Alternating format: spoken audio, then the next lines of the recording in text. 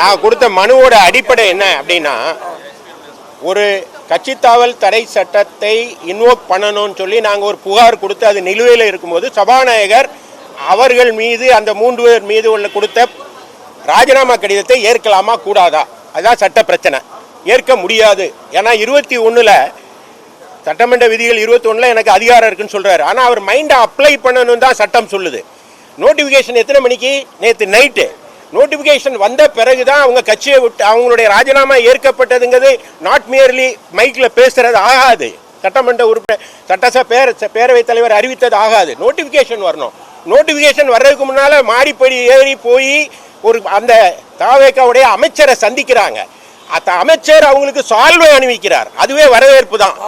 Card கொடுக்குறாங்க. அது எல்லா வலைதளங்களிலும் வந்துச்சு. அதுக்கப்புறம் இதை எதிர்ப்பு தெரிஞ்ச உடனே தான் ஃபார்மலா இணைத்தவர்கள் அப்புறம் இணைப்புன்னு ஒரு நாடகத்தை 8 மணிக்கு மேலே நடத்துகிறாங்க. ஆனால் அப்பவும் நோட்டிஃபிகேஷன் வரல. அப்போ நோட்டிஃபிகேஷன் வராமல் இருக்கும்போது அவர்கள் இன்னொரு கட்சியில் போய் சேர்ந்திருக்காங்க. அப்படி சேர்ந்தவர்களுடைய ராஜினாமாவை ஏற்றுக்கொண்டதாக நீங்கள் அறிவிக்கக்கூடாது, திரும்ப பெறணுங்க தான் எங்களுடைய மனு.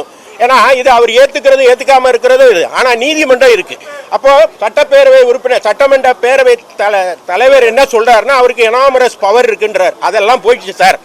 பாலா சாஹேப் அப்படின்னு ஒரு பட்டேல் அப்படின்னு ஒரு கேஸு கர்நாடகாவில் வந்துச்சு. அந்த கேஸில் பேரவை தலைவருடைய பவர்ஸ் என்னன்னு விளவாரமாக சொல்லிட்டாங்க. ஆன்டி டிஃபெக்ஷன் லா இருக்கும்போது ரிசைன் பண்ணுறதுங்கிறது சட்டப்பூர்வமானது அல்ல, அது அன்கான்ஸ்டியூஷனல். அப்படின்னா நீங்கள் தவறு பண்ணுவீங்க, உங்கள் மேலே ஆன்டி டிஃபெக்ஷன் லாவை இன்வோக் பண்ண சொல்லி ஒரு கட்சி தலைவர் கொடுத்துருக்காரு. நீங்கள் பின்வாசல் வழியாக ராஜினாமா பண்ணிட்டு தப்பிச்சு போயிடலான்னு நினச்சா அப்போ அந்த சட்டத்தோட பலன் என்ன? எனவே அப்படி பண்ண முடியாது. அந்த சட்ட நடவடிக்கை தொடரும். அப்போ எல்லா சட்டமன்ற அதாவது சட்டப்பேரவை தலைவருடைய நடவடிக்கைகளை நீதிமன்றம் தலையிட முடியாதுன்னு பொய்யா நம்பிக்கிட்டு இருக்காங்க.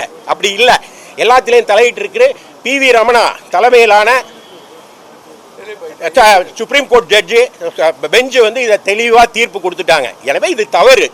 அது மட்டும் இல்லாமல் இது பேரவையா இல்லை தாவேக்கா கட்சி அலுவலகமா?